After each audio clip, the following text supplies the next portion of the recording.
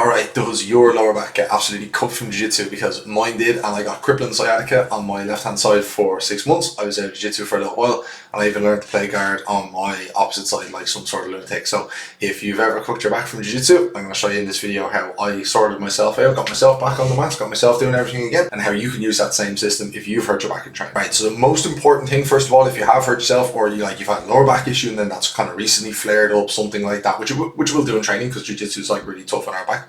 The most important thing is that you give yourself some rest. At the start, we want to let that inflammation come down. And to be honest with you, you're not really going to be able to achieve much around rehabbing the area, making it heal in any way, promoting blood flow to the region. None of that's going to be beneficial until the actual inflammation has come down and your body has dealt with that in some way and is ready to start moving that tissue around, promoting blood flow to the region. There's lots of things we can do for that, but at the start it's really important to just give yourself a bit of time. Don't train, don't jump back into jiu-jitsu too quickly, and just give your back a little bit of time to just relax. Okay, so the next thing now that your back has relaxed a little bit is, and we hopefully want to promote a little bit of movement around that, we don't want our backs to get really stiff. We don't want to stiffen up and not promote any movement around that. We want to try and get moving as much as we can, because ultimately that's going to be the thing that is going to make us strong in time, and that's ultimately the thing that we need to do here, is we need to get stronger around that region.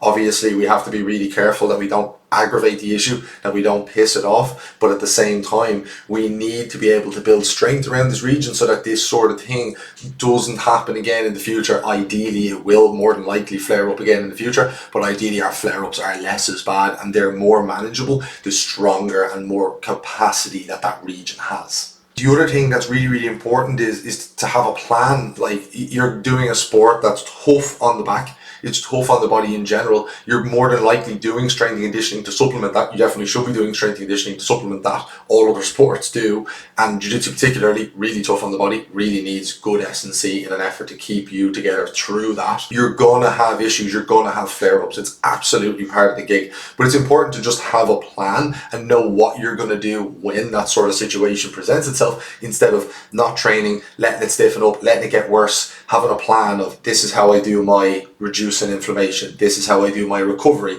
and then this is how I get back training, this is how I get back to building up my strength work. These are really, really important things, and having a plan of action, that's essential to be able to deal with these things as they occur over time. So having an injury management system like this is one of the strategies that I outline in the Jiu Jitsu S&C Masterclass.